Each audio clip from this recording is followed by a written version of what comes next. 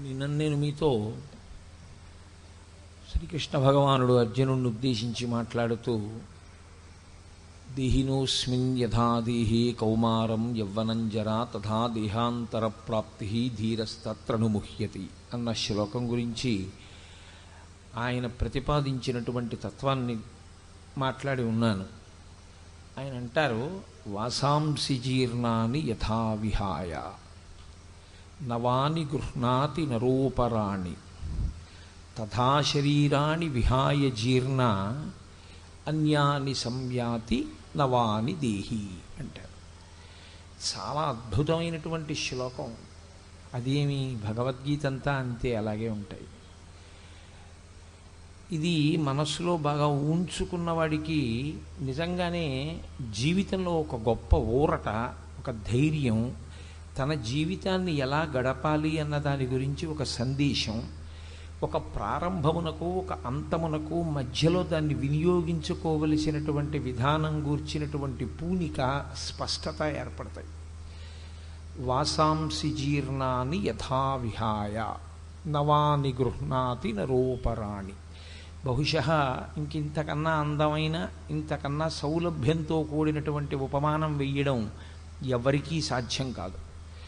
ఆయన అన్నారు, లోపల దేహి ఉన్నాడు. దేహి అంటే నేను, జీవుడు, లేదా ఆ జీవుడికి పరమాత్మతో అభేద స్థితి అనుభవించగలిగిన నాడు జీవబ్రహ్మైక్య సిద్ధి. ఉన్నదొక్కటే పదార్థం. ఆ ఉన్నటువంటి పదార్థం తొడుక్కుంటోంది. దేన్ని తొడుక్కుంటోంది అంటే దేహి తొడుక్కున్నది దేహము. దేహి ఉంటాడు, దేహము తొడగబడింది కాబట్టి విడవబడుతుంది. వాసాంసి జీర్ణాని యథా విహాయ నవాని గృహ్ణాతి నరోపరాణి. నరుడు తీసుకుంటున్నాడు. అందులో ఉన్నటువంటి మాట గాంభీర్యమును మీరు అర్థం చేసుకోవాలి. అది ఎవరు తీసుకుంటున్నారు? జీవుడే తీసుకుంటున్నాడు శరీరాన్ని తప్ప ఈశ్వరుడు బలవంతంగా కట్టబెట్టినది కాదు. నువ్వు పుచ్చుకుని తీరాలు స్మా ఈ శరీరాన్నని భగవంతుడు ఇవ్వడు. భగవంతుడికి శరీర కల్పన యందు, లేదా మీకు ఈ దేహాన్ని ఇవ్వాలి అన్న దాని విషయంలో ఈశ్వరుడికి పూనిక కానీ, నేను ఇచ్చి తీరాలనేటటువంటి స్థితి కానీ ఆయనకేమీ ఉండదు. ఆయనకు అలా ఇవ్వవలసిన అవసరం ఉండదు. ఆయన ఇవ్వడు కూడా. ఆయన స్వతంత్రుడు కాడు. ఆ విషయంలో ఆయనకు అవసరం లేదు. ఎవరు తీసుకుంటారు అంటే మనమే తీసుకుంటాం. అది ఎలా తీసుకుంటాము అన్నదానికి ఒక ఉపమానం చెప్తున్నారు. ఇప్పుడు నేను అన్నది అబద్ధపు నేను వైపుకి నేను ఊంచుకుంటుంటాను. ఇప్పుడు అబద్ధపు నేను అంటే ఇది ఈ శరీరం. నిజానికి ఈ శరీరం కూడా నేను కట్టుకున్నటువంటి ఒక వస్త్రం ఎటువంటిదో దేహి కట్టుకున్నటువంటి వస్త్రంతో సమానం ఆ శరీరం. కాబట్టి నేను ఈ వస్త్రం కట్టుకున్నాను. ఈ కట్టుకున్న వస్త్రాన్ని, అయ్యో నేను ఇది కట్టుకుని వచ్చాను, దీంతో ప్రవచనం చేశాను, భగవద్గీత చెప్పాను, ఈ వస్త్రాన్ని ఇప్పేయడం ఏమిటని చెప్పి ఇంటికి వెళ్ళిన తర్వాత కూడా నేను ఈ వస్త్రాన్ని ఉంచుకోను. అథవా నేను ఒకవేళ ఉంచుకున్నా ఏదో చీకటి పడే పర్యంతం ఉంచుకోవచ్చు. ఫలహారం చేసేటప్పుడు ఈ బట్టలు విప్పేస్తాను. విప్పేసి అవసరమైతే వేరొక పర్యాయం స్నానం చేసి వేరొక పల్చటి వస్త్రాన్ని కట్టుకుని నేను పలహారం చేసి నిద్రకు ఉపక్రమిస్తాను. నేను నిద్రపోయిన వస్త్రాన్ని మళ్ళీ రేపు పొద్దున్న ఉంచుకోను. మళ్ళీ ఆ వస్త్రాన్ని తీసేసి ఇంకొక వస్త్రాన్ని తొడుక్కుంటాను. ఇన్ని వస్త్రములను నేను విడిచిపెడుతున్నా. మీరు బాగా గుర్తుపట్టాలి, వస్త్రము నన్ను అంటుకోవట్లేదు, వస్త్రము నన్ను వదలటం లేదు. ఈ రెండిటి యందు వస్త్రమునకు స్వేచ్ఛ ఏం లేదు. మా ఇంట్లో నేను కట్టుకోవలసినటువంటి పంచెల దొంతర ఒకటి ఉండొచ్చు నా గూట్లో, కానీ ఏ ఒక్క పంచా కూడా కోటేశ్వరారి ఇవాళ భగవద్గీతకి మేము వస్తాం, మీతో మేము మీకు కట్టబడతాం అని ఏ పంచా తనంత తాను లేచి నాకు కట్టబడదు. ఏ పంచని కట్టుకోవాలి అన్న విషయంలో నాది స్వాతంత్ర్యం. నేను ఏ పంచ తీసుకుంటే ఆ పంచ కట్టుకుంటాను. నేను ఎప్పుడు విడిచిపెట్టేయాలనుకుంటే ఆ పంచినప్పుడు విడిచిపెట్టేస్తాను. ఒక్కొక్కసారి కట్టుకున్న తర్వాత చూస్తే అది ఏ కారణం చేతనైనా కావచ్చు, ఉతుకుతున్నప్పుడు కావచ్చు, ఆరేసినప్పుడు కావచ్చు, ఏదో పక్షి పాడు చేయడం వల్ల కావచ్చు, దాని మీద ఓ మరక కనిపిస్తుంది. అయ్యో ఇది ఇస్త్రీ చేసేసి సిద్ధం చేసుకున్నాం, ఇంకా నయం ఏ ఊరో పట్టుకెళ్ళాం కాదు. అని కట్టుకున్న వస్త్రాన్ని అదేంటి నాన్నగారండి మీరు చూసుకోలేదా అంత మరకుంది అంటే గభాలను ఆ వస్త్రాన్ని విడిచిపెట్టి ఇంకో వస్త్రం కట్టుకుంటాం. ఇప్పుడు ఆ వస్త్రాన్ని కట్టుకున్నా విడిచిపెట్టినా నేను కట్టుకుంటున్నాను, నేను విడిచిపెడుతున్నాను. వస్త్రానికి స్వాతంత్రం లేదు. నేను కట్టుకుని నేను విడిచిపెడుతున్నాను. నేను కట్టుకుని నేను విడిచిపెట్టడానికి కారణం ఒక్కటే, వాసాంసి జీర్ణాన్ని యథావిహాయ. అది జీర్ణమైతే విడిచిపెడతాను. ఇక్కడ విడిచిపెట్టడం అన్న శబ్దం ఎక్కడ వరకు తీసుకెళ్తున్నారంటే కృష్ణ పరమాత్మ అసలు నేను వాడడం ఆపేయడం వరకు.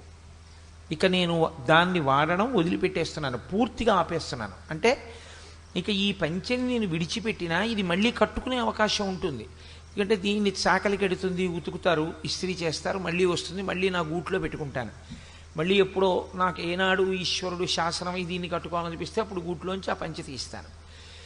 కానీ ఈ పంచె నేను ఇక కట్టను అని నేను దీన్ని తీసుకెళ్ళి బయట పారేశాను అనుకోండి.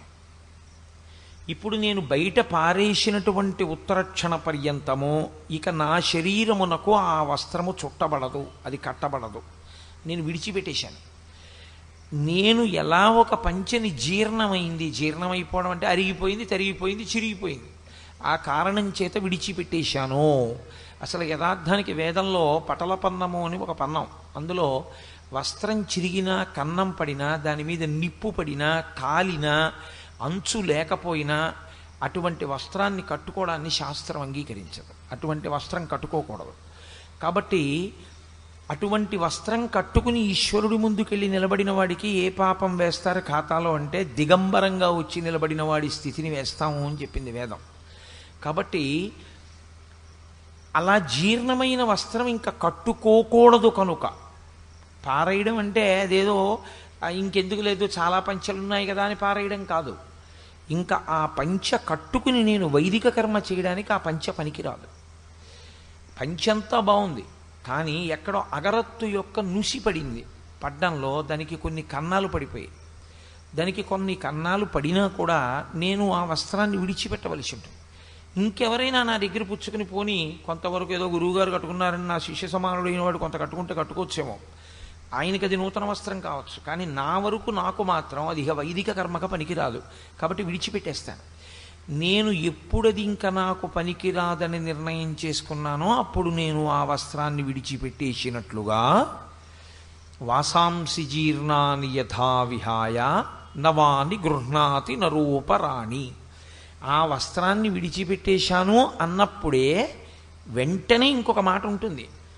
ఇంకొక వస్త్రం లేకుండా ఆ వస్త్రాన్ని విడిచిపెట్టేయడం ఉండదు లోకంలో. ఎందుకంటే అసలు వస్త్రం ఒంటి మీద ఆచ్ఛాదన లేకుండా ఒక్క క్షణం కూడా ఎవ్వరూ ఉండకూడదు. అది వేదం అంగీకరించదు. స్నానం చేసేటప్పుడు కూడా ఒంటి మీద స్నానశాటి ఉండవలసిందే. స్నానశాటి కట్టుకుని స్నానం చేయాలి, కానీ అసలు ఒంటి మీద నూలుపోగు లేకుండా ఉండడం అనేటటువంటి దాన్ని ఒకే ఒక్క సమయమునందు అంగీకరిస్తారు. ఏ శరీరంతో వచ్చాడో ఆ శరీరము మళ్ళీ ఈ లోకం నుంచి మహాభినిష్క్రమణమును పొందుతున్నప్పుడు దాని మీద ఇంక ఏ విధమైన ఆచ్ఛాదనలు ఉంచరు. యజ్ఞోపవీతంతో సహా అన్నీ తీసేయవలసిందే.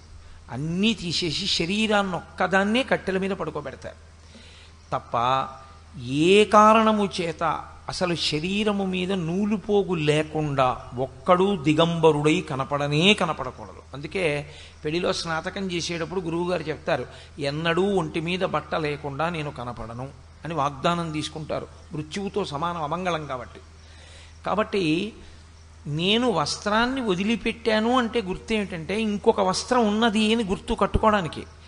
ఇది విడిచిపెట్టిన ఉత్తర క్షణంలో నేను ఆ వస్త్రాన్ని కట్టేసుకుంటాను. ఈ వస్త్రాన్ని విడిచిపెట్టడానికి ఆ వస్త్రాన్ని కట్టుకోవడానికి మధ్యలో ఉండేటటువంటి వ్యవధి బహు తక్కువ ఉంటుంది, చాలా తక్కువ ఉంటుంది తప్ప అసలు నేను వస్త్రం లేకుండా ఉండడం అన్నది ఇక ఈ శరీరాన్ని వదిలిపెట్టేస్తున్నప్పుడే ఉంటుంది. పూర్తిగా శరీరం ఈ ప్రపంచంలోంచి వెళ్ళిపోతున్నప్పుడు కొద్దిసేపు ఉంటుంది అలా. కాబట్టి నేను ఒక వస్త్రాన్ని జీర్ణమైపోయిందని వదిలిపెట్టి ఇంకొక వస్త్రాన్ని తీసుకోవడంలో వస్త్రము యొక్క ప్రమేయము ఎంత మాత్రమూ లేదు. నాదే ప్రమేయము, నాదే ప్రమేయమైనట్లు ఈ పంచ కట్టుకున్నా నేనున్నాను, ఈ పంచె విప్పేసి రేపు సాయంకాలం నేను ఇంకో పంచె కట్టుకుని వస్తాను, అప్పుడు నేను ఉంటాను.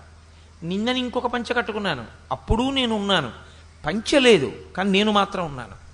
పంచె మారిపోయింది కానీ నేను మాత్రం అలాగే ఉన్నట్టు శరీరం కూడా. దేహి ఏం చేస్తుంటాడంటే లోపల ఉన్న జీవుడు ఈ శరీరాన్ని వదిలిపెట్టేస్తాడు. వదిలిపెట్టేసి మళ్ళీ ఒక కొత్త శరీరాన్ని తాను పుచ్చుకుంటూ ఉంటాడు. ఇందులో మీరు కొంచెం జాగ్రత్తగా గమనించవలసినటువంటి విషయం ఒకటి ఉంది.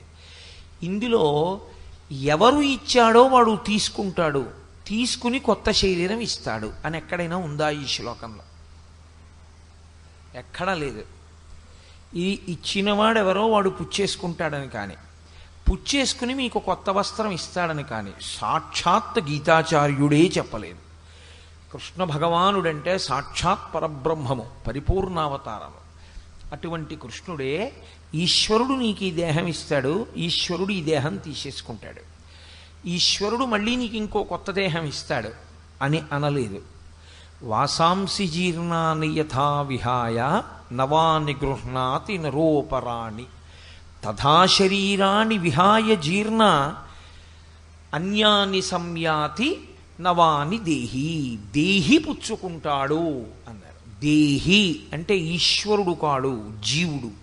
జీవుడు ఈశ్వరుడైపోయిన స్థితి యందు ఆవిర్భవించినటువంటి స్థితి వేరు, ఆ జ్ఞానం, ఆ పరిపక్వత వేరు.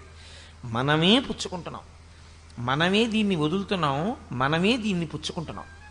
అదేమిటండి, మీరు గీతలో అలా ఉందంటున్నారు, ఆ శ్లోకం చెప్తున్నారు రైటే, కానీ మేము ఈ శరీరాన్ని ఎందుకు వదలాలనుకుంటాం? అసలు మేము వదలం కదా, మాకు ఈ శరీరంతో ఉండాలని ఉంటుంది. మేము వదిలేయడం ఏమిటి ఈ శరీరాన్ని?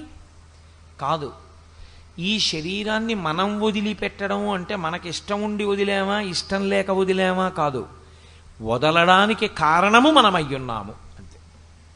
మన కారణంగానే శరీరం పడిపోతుంది, మన కారణంగానే శరీరం నిలబడుతుంది. ఎందుచేత అంటారేమో, శరీరము పడడానికి, శరీరం పుచ్చుకోవడానికి, మళ్ళీ శరీరం పడ్డానికి, మళ్ళీ శరీరం పుచ్చుకోవడానికి కారణము ఒక్కటే, కర్మ. మనం చేసేటటువంటి కర్మ ఏది ఉన్నదో అది ఫలితమును విడిచిపెడుతూ ఉంటుంది. ఎప్పుడు కొంత ఫలితాన్ని ఇచ్చుకుంటూ వెళ్ళిపోతూ ఉంటుంది. ఇప్పుడు ఈ ఫలితాన్ని అనుభవించాలి, అనుభవించడానికి శరీరం ఉండాలి. శరీరం లేదనుకోండి, ఎలా అనుభవిస్తారు? కుదురుతుందా? మీరు కొంచెం జాగ్రత్తగా అర్థం చేసుకునే ప్రయత్నం చేయండి. నేను ఒక పుణ్యకర్మ చేశాను, నేను ఏదో ఒక మంచి పని చేశాను, 10 మందికి పనికొచ్చే పని, లేకపోతే శాస్త్రవిహితమైన కర్మ ఒకటి నేను చేశాను. 7 కొండలు నడిచి ఎక్కి వెంకటేశ్వరుణ్ణి దర్శనం చేశాను. అప్పుడు నాకు ఒక కొంత పుణ్యం వచ్చింది. ఇప్పుడు ఈ పుణ్యానికి ఫలితాన్ని నేను అనుభవించాలి. ఈ పుణ్యానికి ఫలితమే సుఖము. సుఖము అన్నది మనసు రంజిల్లేటట్టుగా ఉంటుంది. అమ్మా చాలా హాయిగా ఉందిరా అనిపిస్తుంది మనసుకి. ఆ సుఖరూపంలో నేను పుణ్యకర్మ యొక్క ఫలితాన్ని అనుభవించేస్తాను. నేను ఒక పాపం చేశాను, ఇప్పుడు చెప్పులు వేసుకుని వెంకటాచల పర్వతం మీద తిరిగాను. ఇప్పుడు వెంకటాచల పర్వతం మీద చెప్పులేసుకు తిరిగినటువంటి పాపకర్మకి ఫలితాన్ని కూడా నేను అనుభవించవలసి ఉంటుంది. అప్పుడు నా అరికాళ్ళు ఏదో కారణం చేత ఎప్పుడో ఉత్తర జన్మలలో అగ్నిహోత్రం అంటుకొని ఆ కాళ్ళు కాలిపోయి బొబ్బలెక్కి కట్లు కట్టి కొన్నాళ్ల పాటు నేను కాళ్ళు కింద పెట్టి తిరగలేనటువంటి స్థితిని పొందాలి. చేసిన పాపము దుఃఖ రూపంలో పోవాలి, చేసిన పుణ్యము సుఖరూపంలో పోవాలి. ఇప్పుడు ఈ సుఖం అనుభవించాలన్నా దుఃఖం అనుభవించాలన్నా ఈశ్వరుడు మీకు మనస్సొక్కటే ఇచ్చి శరీరాన్ని ఇవ్వకపోతే కుదురుతుందా? ఎక్కడ పెడతారు మనస్సు తీసుకొచ్చి? ఎలా అనుభవిస్తారు? నేను పుణ్యకర్మ చేశాను, దాని సుఖ ఫలితాన్ని అనుభవించేసేయాలి. ఇప్పుడు నేను ఆ సుఖ ఫలితం అనుభవించేయాలంటే ఏముండాలి? నాకో శరీరం ఉండాలి. మీ అందరూ కింద కూర్చుంటే నేను ఒక్కడిని కూర్చోవడానికి ఇంత పెద్ద వేదిక, నేను ఒక్కడిని కూర్చుంటే నాకు ఇన్ని పూలదండలు, నేను ఒక్కడిని కూర్చుంటే మీ అందరూ నిశ్శబ్దంగా ఉన్నారు, నేను ఒక్కడిని మాట్లాడితే నా మాట వినపడుతుందో వినపడదో సరిగా అందరికీ ఒక మైకు. ఇవి సభాపూజ్యత అంటారు. అంటే ఇంతమందికి చెప్పగలిగినటువంటి పెద్దరికాన్ని పొందుట.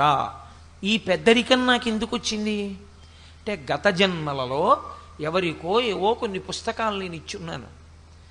ఎవరికో నాకు తెలుసున్నటువంటి 4 మంచి మాటలు కూర్చోపెట్టి వాళ్ళకి పనికి రావాలి అని చెప్పున్నాను. నేను చేసిన పుణ్యకర్మ ఏదో ఉంది. ఇప్పుడు ఆ పుణ్యకర్మ చేత నేను సభాపూజ్యత అనబడేటటువంటి గౌరవాన్ని పొందేయాలి. అది పొందేశాను అనుకోండి, అక్కడతో నేను చేసిన పుణ్యం పోతుంది, అయిపోయింది.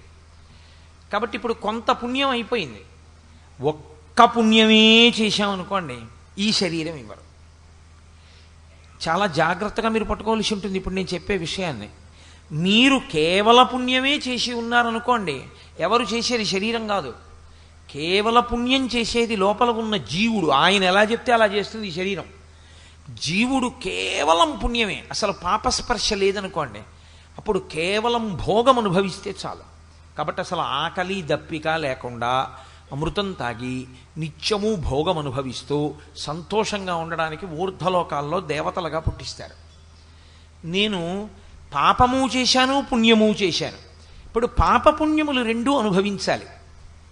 ఈ శరీరాన్ని ఇస్తారు, మనుష్య శరీరాన్ని ఇస్తారు. ఇది ఏమవుతూ ఉంటుందంటే ఆయుర్దాయ రూపంలో కాలమునందు కొంతకాలము నిలబడుతుంది. ఎంతకాలము నిలబడాలి అన్నది ఈశ్వరుడు ఊపిరిల రూపంలో నిర్ణయం చేస్తాడు. ఆ ఊపిరిల రూపంలో ఆయుర్దాయాన్ని లెక్క పెడతాడు. ఇన్ని ఊపిర్లు తీయడానికి నీకు నేను అధికారం ఇస్తున్నాను అని చెప్పి జీవుణ్ణి శరీరం ఇచ్చి పంపిస్తాడు. నే చేసుకున్న కర్మ ఫలితంగానే పుణ్యము ఉంది, పాపము ఉంది, రెండూ అనుభవించాలి. ఇప్పుడు ఈ శరీరం ఇచ్చాడు.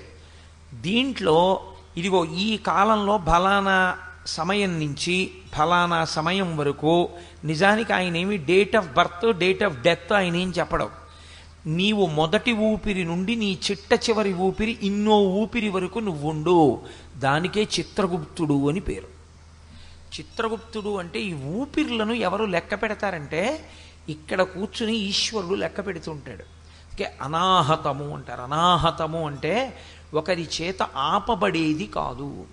మీరు ఆపుతాను అంటే ఆగదు, నువ్వు ఆగవద్దు అంటే ఆగడం మానదు. దానికి అనాహతము అని పేరు. ఈ అనాహతముందే ఇది గంట.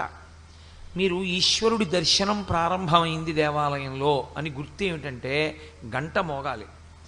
గంట మ్రోగకుండా నివేదన ఉండదు, గంట మోగకుండా ఈశ్వర దర్శనం ఉండదు. కాబట్టి ఒక గంట మోగుతూ ఉంటుంది, ఎందుకంటే ఆయన ఇక్కడ కూర్చుని ఉన్నాడు, లెక్క పెడుతూ ఉంటాడు.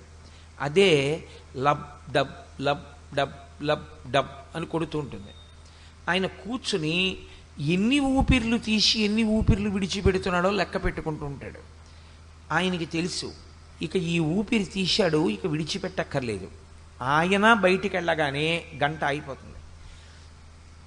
ఈ ఊపిరి తీశాడు, ఇక విడవక్కర్లేదు, ఆయన కిందకి దిగిపోతాడు, ఆగిపోతుంది.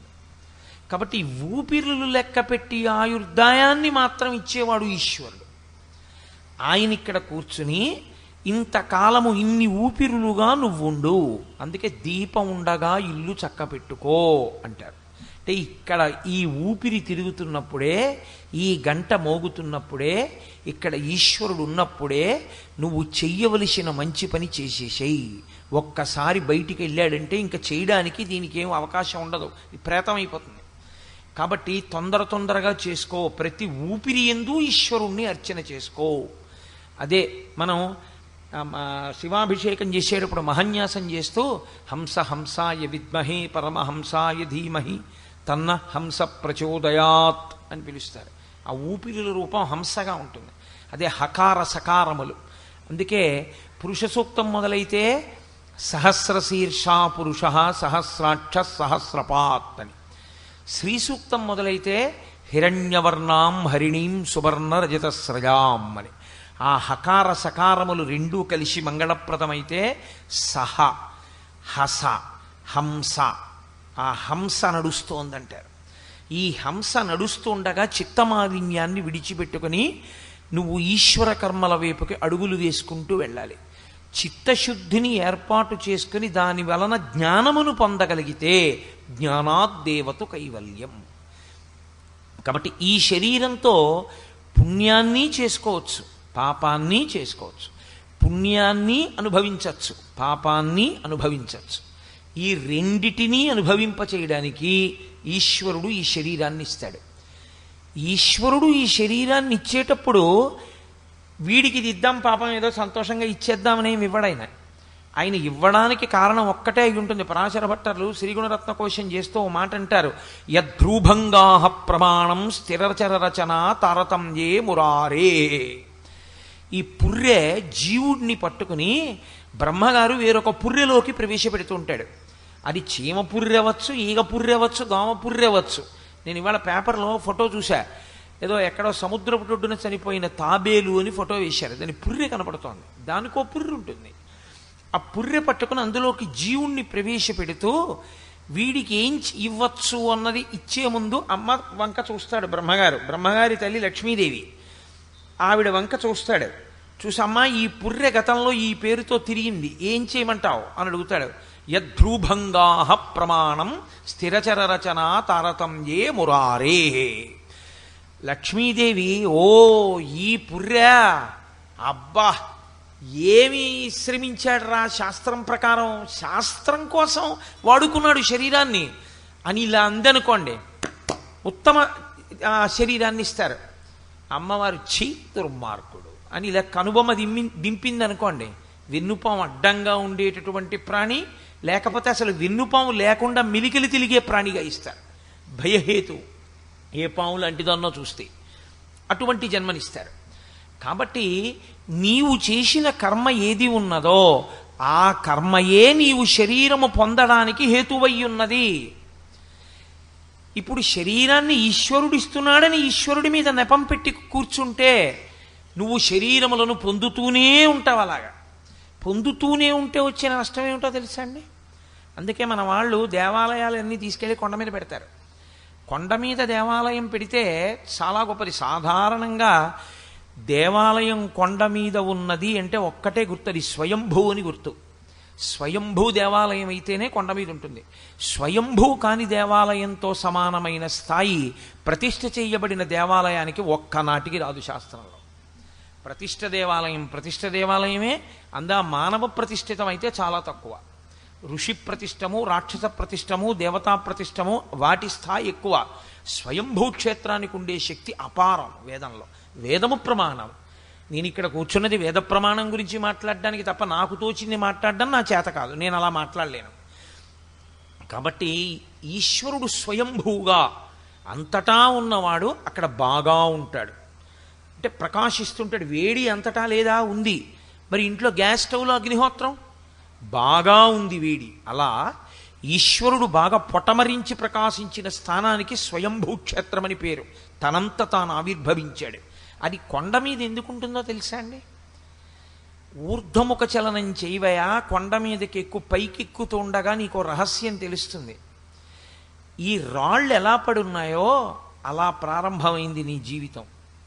ఏ కర్మ చెయ్యడానికి నీకు అధికారము కాని అవకాశము కాని లేకుండా పడిపోయిన ఉపాధి దగ్గర ప్రారంభమై 1,00,000 సంవత్సరములు బతుకుతుందో రాయి, ఏమిటి ఉపయోగం? అలా పడుంటుంది. తనంత తాను ఏ పుణ్యకర్మ చేయలేదు. మరి ఎప్పుడు దానికి శరీరం మారేది? జడం అంటారంటే ఇందులో చైతన్యం లేకపోవడం ఉండదు. అంతర్బహిష్య తత్సర్వం వ్యాప్య నారాయణ స్థిత, అంతటా ఉంటాడు నారాయణుడు. కానీ ఆ రాయికి దానికి స్పందించగలిగిన శక్తి ఉండదు. అందుకని జడం అంటారు. జడధియా అంటారు శంకరాచార్యులు వారి శివానందలహరిలో. అటువంటి జడమైనటువంటిది ప్రతిస్పందన శక్తి లేని రాయి ఏమీ చెయ్యలేదు. అది ఉద్ధరణ ఎందుకు పొందుతుందంటే ఎవరో ఒక మహాత్ముడటుగా వెళ్ళిపోతూ అమ్మయ్య కాసేపు కూర్చుందాం దాని మీద కూర్చుంటాడు. 1,00,000 సంవత్సరములు అలా పడున్న తర్వాత ఒక మహాత్ముడు కూర్చోడానికి అవకాశం అయింది కాబట్టి అప్పుడు మారుతుంది అది. కానీ ప్రతిక్షణం బుద్ధితో పుణ్యం కానీ పాపం కానీ ఏదైనా సరే చేసుకోవడానికి అవకాశం ఉన్న ఏకైక జన్మ ఇదొక్కటే. మరి నిద్రలో చేయలేం కదండి అని మీరు నన్ను మాట అడగచ్చు. అందుకే శాస్త్రం ఒక మాట చెప్తుంది, నిద్రని సమాధిగా మార్చుకోవచ్చు. నిద్రపోయే ముందు 11 మార్లు శివనామము, దాన్ని మార్చడానికి ఉండదు ఇహ. ఎందుకంటే లయం చేసేవాడు శివుడు ఒక్కడే. స్వల్పకాలిక లయం అంటే నిద్ర, వేరొక నామం చెప్పడానికి వీల్లేదు. నిద్రపోయే ముందు శివనామమును 11 మాటలు, నిద్ర లేచి కన్ను తెరవగానే ఇంకొక నామం చెప్పడాన్ని శాస్త్రం అంగీకరించదు. నాకు కులదైవం ఒకవేళ శివుడు కావచ్చు, నేను శివ అంటూ నిద్ర లేవకూడదు. నేను శ్రీహరి శ్రీహరి శ్రీహరి అని 3 మాటలు, మొదటి మాట నోటి వెంట అదే రావాలి. నిద్ర లేచే ముందు శ్రీహరినామంతో లేవాలి, నిద్రపోయే ముందు శివనామంతో నిద్రపోవాలి.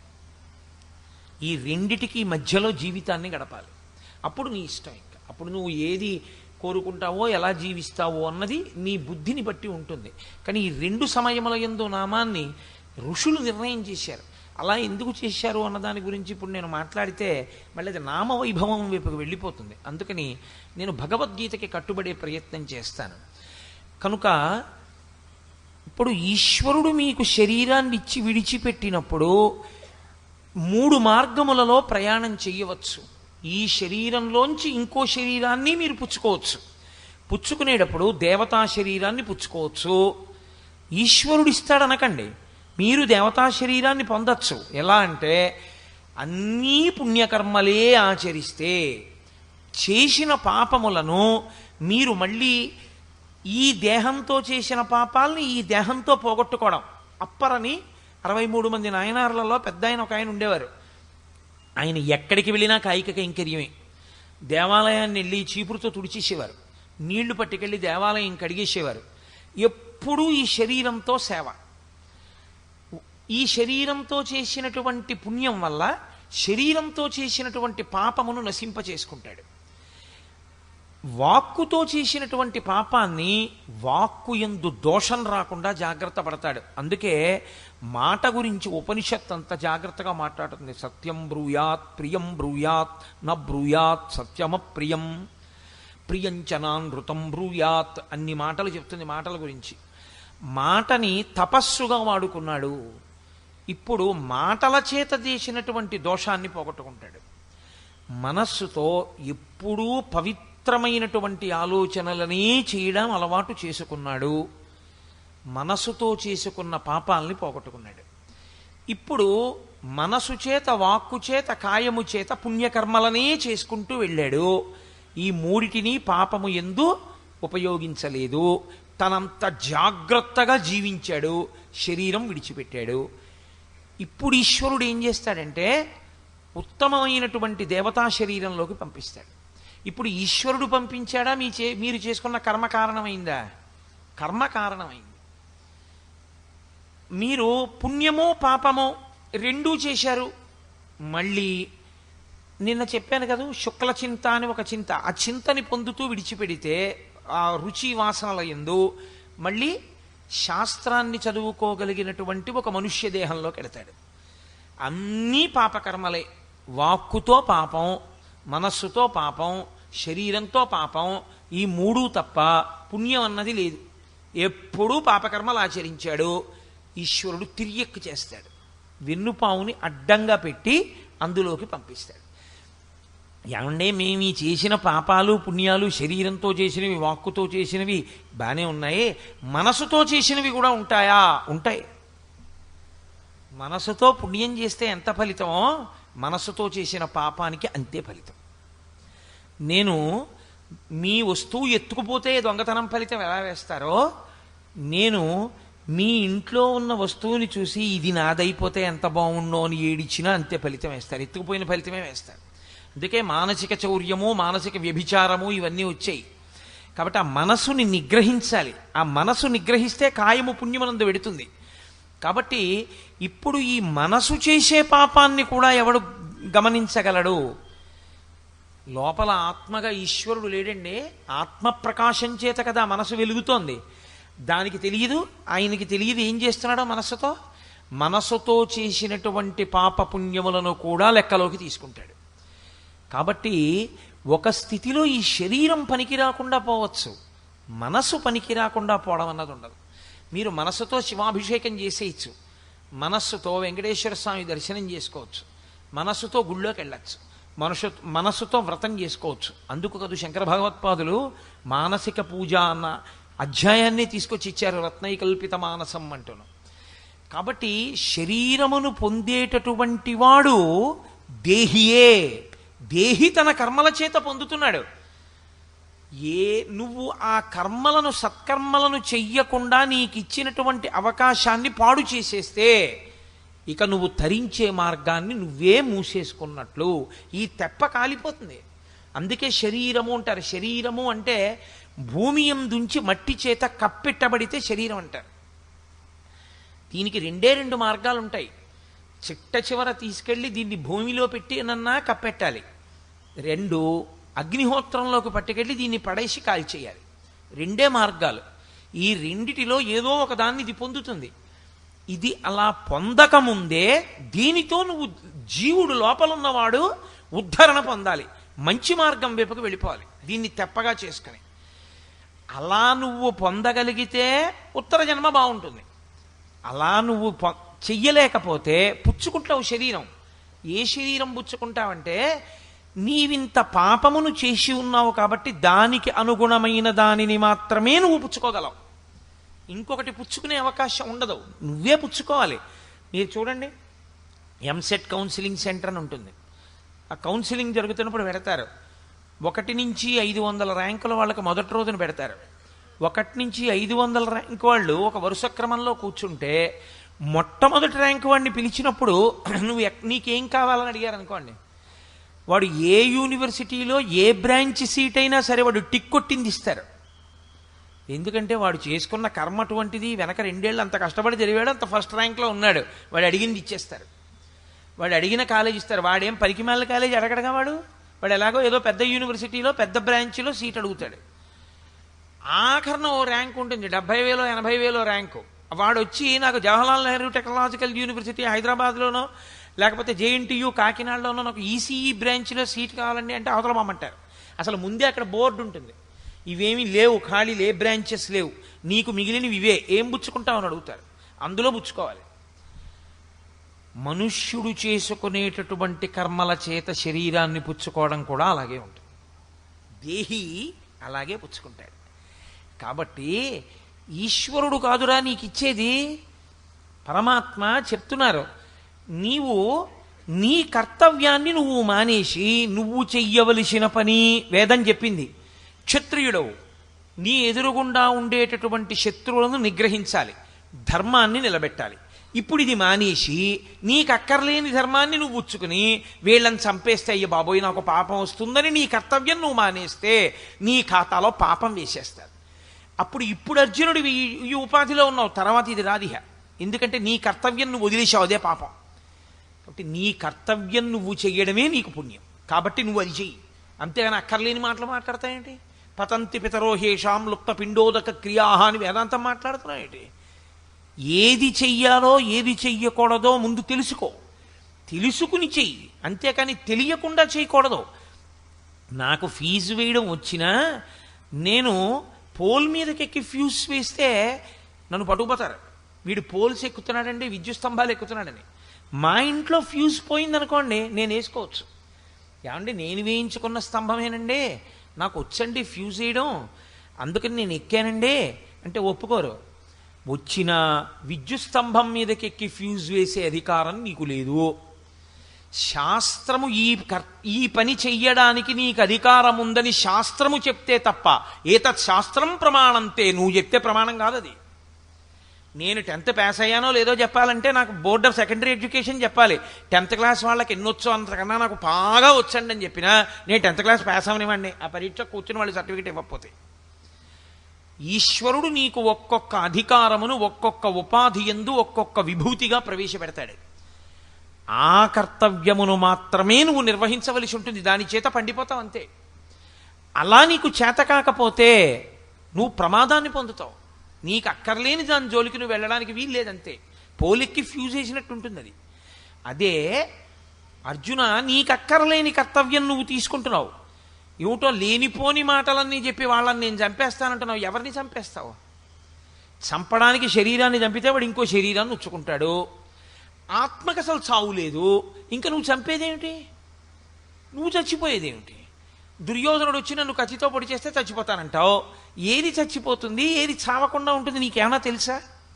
ఏమిటి మాట్లాడుతున్నావు నువ్వు? మోహానికి గురైపోయింది నీ బుద్ధి. కాబట్టి ఇలా మాట్లాడకూడదు. దేహములు కాలమునందు వస్తాయి, దేహములు కాలమునందు పడిపోతాయి. దేహి కాలమునందు పడడం.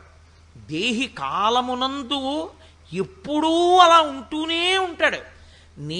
నేను లోపల ఏదుందో అది ఈ శరీరం ఉన్నా ఉంటుంది. ఈ శరీరం పడిపోయిన తర్వాత కూడా ఇంకో శరీరంలోకి వెళ్ళి ఉంటుంది. అప్పుడు ఆ శరీరంతో చేస్తుంది పనులు. అప్పుడు కూడా ఉంటుంది నేను మాత్రం. దేహం మారిపోతుంటుంది అంతే. ఇప్పుడు మీరు ఈ విషయం ఎందుకు చెప్పాడో తెలుసా అండి? మీరు కొంచెం జాగ్రత్తగా ఇందులో ఉన్న రహస్యాన్ని పట్టుకోగలిగితే మీకు ఈ శ్లోకం ఎందుకు అమృత భాండమో అర్థమైపోతుంది. మనందరం ఏమంటామంటే లోకంలో నేను ఉండాలండి అంటాం. నేను పోవాలంటే అని ఎవడండగా? నేను ఉండాలి కదా. ఎవరమన్నా ఏమంటామంటే నేను ఉండాలి. నేను ఉండాలి అన్న మాట అర్థం లేని కోరిక. నేను పొయ్యి వెలిగించి ఈశ్వరుణ్ణి ప్రార్థన చేస్తే ఈశ్వరుడు వచ్చి ప్రత్యక్షం అయ్యాడు అనుకోండి, ఏం కావాలి నీకని అడిగాడు అనుకోండి. నేను వెలిగించుకున్న పొయ్యిలో మంట వేడిగా ఉండేటట్టు చూడండి అని అడిగాను అనుకోండి. ఆయన ఏమంటాడు? బుద్ధిహీనుడా, దానికి వరం అక్కర్లేదు, మంట వేడిగానే ఉంటుంది, దానికి వరం ఏమిటి నీ బుర్ర?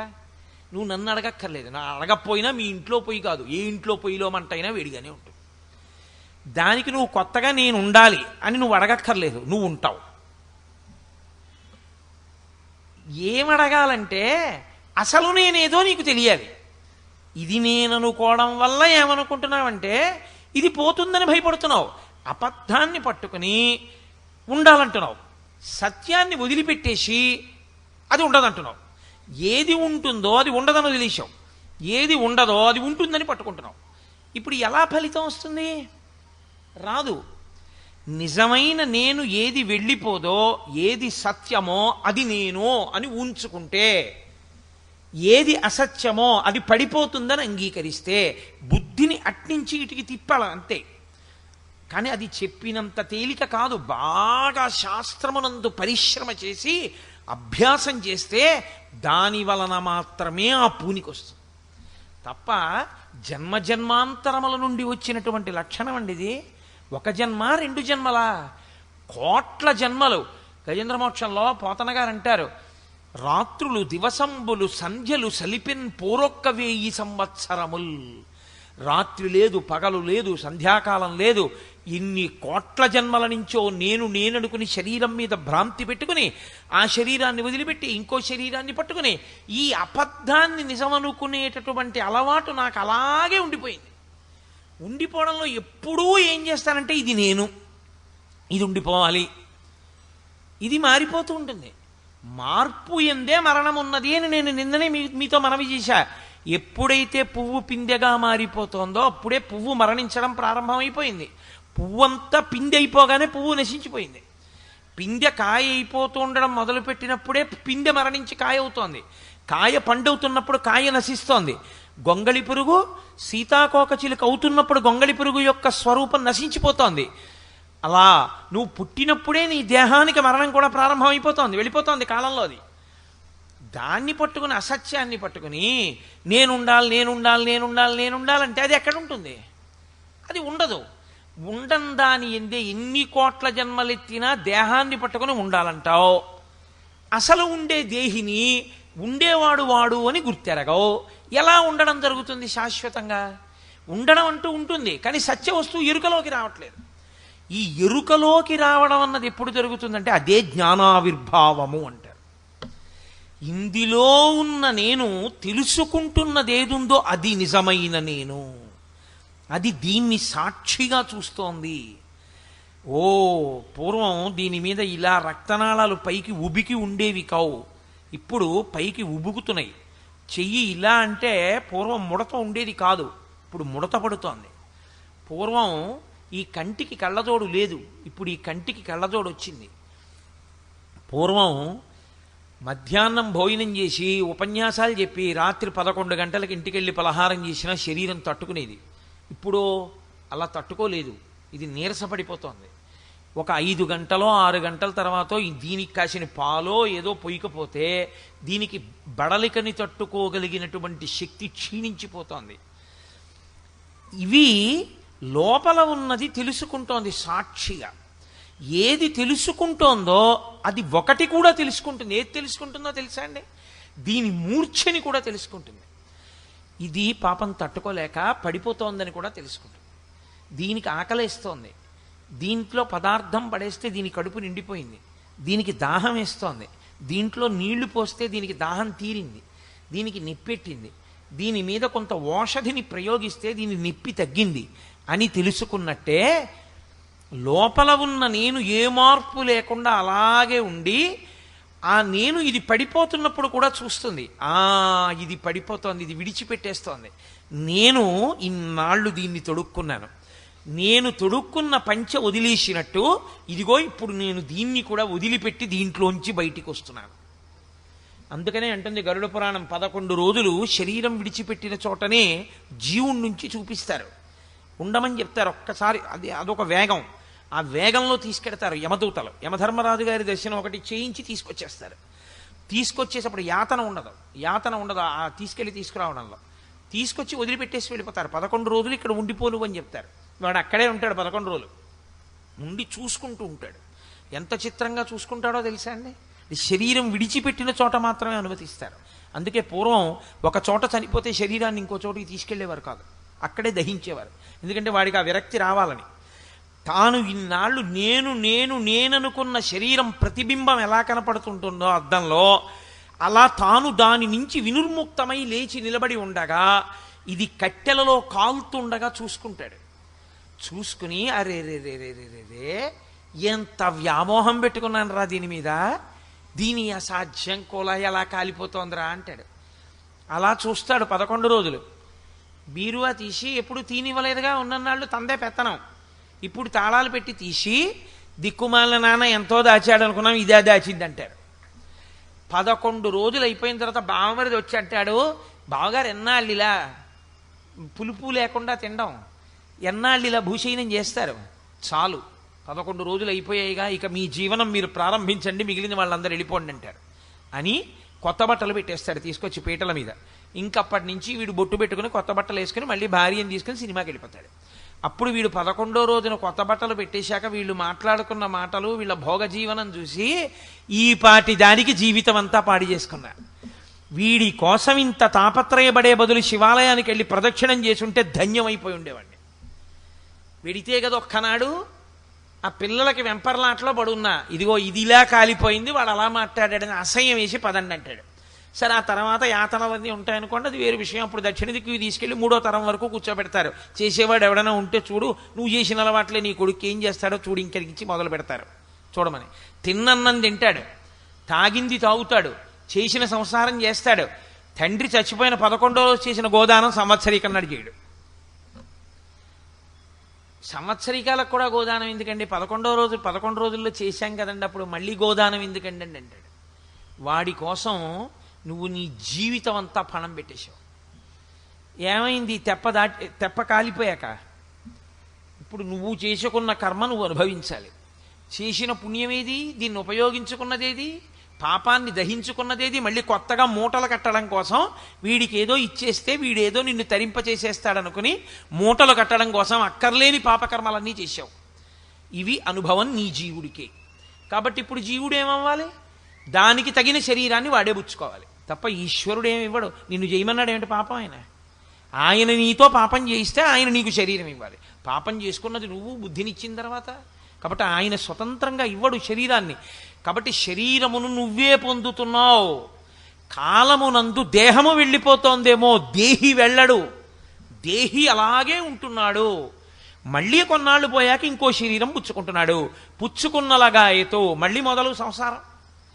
ఏది ఆ శరీరాన్ని వాడుకున్నదేది సరిగ్గా వాడడు. కపిలగీతలో భాగవతంలో అద్భుతమైన మాట చెప్తారు. తల కిందకి పెట్టి కాళ్ళు పైకి పెట్టి శరీరం అంతా తయారైపోతే ఇక అమ్మ కడుపులో పట్టకపోతే ఏమవుతుందంటే ఈ చెయ్యిలా కదపలేడు, ఈ చెయ్యిలా కదపలేడు, ఈ తల ఇలా తిప్పడానికి ఉండదు. పైగా తల కిందకుంటుంది, కాళ్ళు పైకుంటాయి. నేను అంతకన్నా వర్ణించకూడదు. దానివల్ల ఏమవుతుందంటే అమ్మ కడుపులో తల కిందకి ఉండడం వల్ల విశేషమైన దుర్గంధాన్ని ఎప్పుడూ పీలుస్తూనే ఉంటాడు. అలాగా పీలుస్తూ పడుంటాడు. ఈలోగా తను విడిచిపెట్టేసినటువంటి మలమూత్రములలోంచి సూక్ష్మజీవులు పుట్టేస్తాయి. పుట్టి సున్నితమైన చర్మాన్ని కొరుకుతూ ఉంటాయి. కటిక చీకటి, కన్ను పొడుచుకున్న ఏమీ కనపడదు. జీవుణ్ణి అందులోకి ప్రవేశపెడతారు, శరీరంలోకి ప్రవేశపెట్టిన తర్వాత అప్పుడు ఏడుస్తాడు. పరమేశ్వరుణ్ణి ఉద్దేశించి గర్భస్థమునందు ప్రార్థన చేస్తాడు. ఈశ్వర, దేహమును పొందడం అంటే ఏమిటో నాకు ఇప్పుడు తెలిసింది. దీంతో చెయ్యాలి పుణ్యకర్మ, దీంతో చెయ్యాలి ప్రదక్షిణం, దీంతో చెయ్యాలి 4 పువ్వులేస్తే దీంతోనే వెయ్యాలి. ఈ తలకాయ ఉన్నందుకు పెద్దల ముందు పరమేశ్వరుడి ముందు ఇలా వంచాలి. ఇలా అనడం తప్ప ఇంకేం రాలేదు బతికున్నన్నాళ్ళు. ఓ ప్రదక్షిణం చేసింది లేదు, 2 పువ్వులు వేసింది లేదు, ఓ కొబ్బరికాయ కొట్టింది లేదు, ఈశ్వర నువ్వే తినని ప్రేమార పెట్టింది లేదు. అలా శరీరం వచ్చినప్పుడు నా వాళ్ళు అన్న వాళ్ళ వెనక తిరిగి ఎంత పాడైపోయానో బాగా అర్థమైంది. నిన్ను చేరుకోవడానికి మార్గం ఒకటి ఉంది. ఏమిటా మార్గం? అన్నవరం వెళ్ళాలనుకుంటే ఇక్కడ కూర్చుని అన్నవరం వెళ్ళాలంటే వెళ్ళిపోను. అన్నవరం వెళ్ళే దారిలో నడవాలి. కాబట్టి ఉపాధినియ్యి, మళ్ళీ నీ సేవ చేస్తాను. ఇప్పుడు పాపపుణ్యములు పోగొట్టుకోవడానికి ఇదిగో ఇది ఉపాధి కావలసి ఉంది నాకు. కాబట్టి ఒక్కసారి ఇచ్చి నన్ను బయటికి తోసేయి. ఇందులో నేను ఉండలేకపోతున్నాను తండ్రి. నవమాసంబు ఘటిల్లె చాలు నికగా నాకీ గర్భవాసంబు నివసింపన్ పని తీర్చి కావు మిక నంది సత్కృపన్ శంకరా అని ప్రార్థన చేస్తాడు. అప్పటికుంటుంది పూర్వజన్మ స్మృతి. శఠము అన్న పేరుతో ఈశ్వరుడు ఏం చేస్తాడంటే ప్రసూతి వాయువై, అమ్మ కడుపులో ఉన్న వాయువు ప్రసూతి వాయువుగా మారి చాలా ఇరుకైన ద్వారంలోంచి అతి కష్టం మీద బయటికి వస్తాడు. బయటికి వచ్చి అంత కటిక చీకట్లోంచి బయటపడినప్పుడు అంతంత పెద్ద పెద్ద శరీరాలతో తిరుగుతుంటారు ఎదురకుండా డాక్టర్లు. అందుకే 3 సంవత్సరముల లోపు జీవితాన్ని ఈశ్వరుడు జ్ఞాపకం ఉండనివ్వడు. అసలు ఉందనుకోండి అందరూ పిచ్చివాళ్ళు అయిపోతారు. అది గుర్తుండే అవకాశం ఉండదు. అందుకే అంతంత పెద్ద పెద్ద ఆకారాలతో డాక్టర్లు, అంతంత పెద్ద పెద్ద లైట్లు, కటిక చీకట్లోంచి వచ్చి చిన్ని గుడ్డు అలా కండిలా విప్పేటప్పటికి కళ్ళు పోయినంత పని అవుతుంది. ఊపిరి అందదు. బ్లాక్ స్టూల్ అంటారు. నేను చెప్పింది అబద్ధం అనుకుంటున్నారేమో. నేను ఒక గొప్ప గైనకాలజిస్ట్ రాసినటువంటి పుస్తకంలోని విషయాన్ని మీకు వివరణ చేస్తున్నాను. బ్లాక్ స్టూల్ అని అమ్మ కడుపులో ఉండగా అమ్మ తిన్న ఆహారంలో కొంత భాగం నాభిగొట్టంలోంచి లోపలికెడితే లోపల మల నల్లగా రాతిలా ఉంటుంది, మెత్తగా గడ్డలుగా ఉంటుంది. అది ఇంత వెలుతురు చూసేటప్పటికి భయాన్ని పొందేసి ఆ మలం బయటికి వెళ్ళిపోదాం అనుకుంటుంది. కానీ ఆ పిరికితనానికి ఏమైపోతుందంటే ద్వారం మూసుకుపోయి అది గట్టి పడిపోయి బయటికి వెళ్ళదు.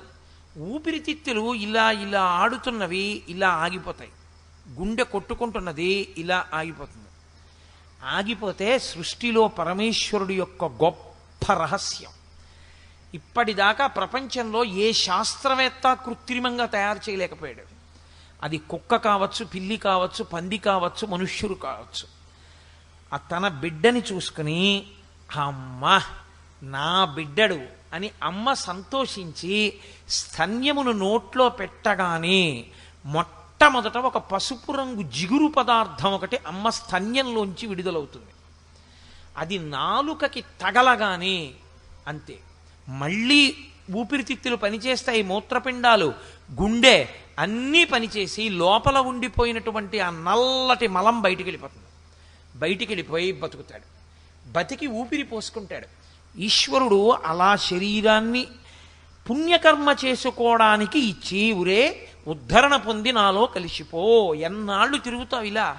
అందుకే మీకు ఏ దేవాలయంలోకైనా సరే గర్భాలయ ప్రవేశ ద్వారమే నిష్క్రమణ ద్వారం తప్ప గర్భాలయంలోకి వెళ్ళి వెనక నుంచి వెళ్ళిపోవడానికి తలుపు ఉండదు. ఎందుకో తెలుసా అండి? మీ ప్రయాణం అంతా దేనికి అంటే ఆ గర్భాలయంలోకి చేరిపోవడానికి అంతే. గర్భాలయం దాటి వెళ్ళడానికి ఇంకేం లేదు మనుష్య జీవితంలో. అందుకే గర్భాలయం వెనకాల తలుపెట్టి అందులోంచి బయటికి వెళ్ళండి అని ఇంకొంచరు. ఆలయానికి ఆగమం అలాగే ఉంటుంది. ఎందుకంటే మనుష్య జన్మ యొక్క చిట్ట చివరి లక్ష్యం అంతే. జన్మలు జన్మలు జన్మలు దాటగా 84 లక్షల ఉపాధులు ఉంటాయి లోకంలో. ఈ 44 లక్షల ఉపాధులు మళ్ళీ 4గా వర్గీకరింపబడి వస్తాయి. జరాయుజములు, అండజములు, స్వేదజములు, ఉద్భుజములు అని 4గా వస్తాయి. జరాయుజములు అంటే మావితో పుడతాయి, అండజములు అంటే గుడ్డు బద్దలు కొట్టుకుని అందులోంచి వస్తాయి, ఉద్భుజములు అంటే భూమిని పగలగొట్టుకుని పైకి వస్తాయి చెట్లు. అలాగే స్వేదజములు అంటే చెమటలోంచి పుడతాయి పేలు మొదలైనవి. ఇందులో మనుష్య జన్మ సర్వోత్కృష్టమైన జన్మ. ఎందుకో తెలుసా అండి? కనీసం మనంత మనం చచ్చిపోవచ్చు. ఊపిరి అయిపోయే వరకు ఎవరు ఏమీ అనరు, కానీ మిగిలిన వాటి పరిస్థితి అలా ఉండదు.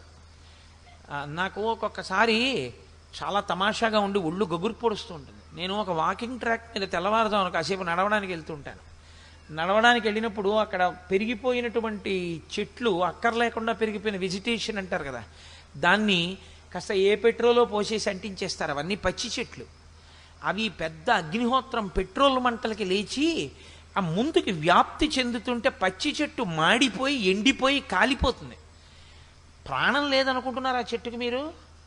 ప్రాణం లేకపోవడం ఏమి ఉండదు. ఈ మధ్యనే నాకు ఒక అగ్రికల్చరల్ సైంటిస్ట్ ఆయన ఒక పుస్తకం తీసుకొచ్చి ఇచ్చారు. అందులో ఆ పుస్తకంలో ఉన్న విషయాలు చదివి నేను తెల్లబోయాను.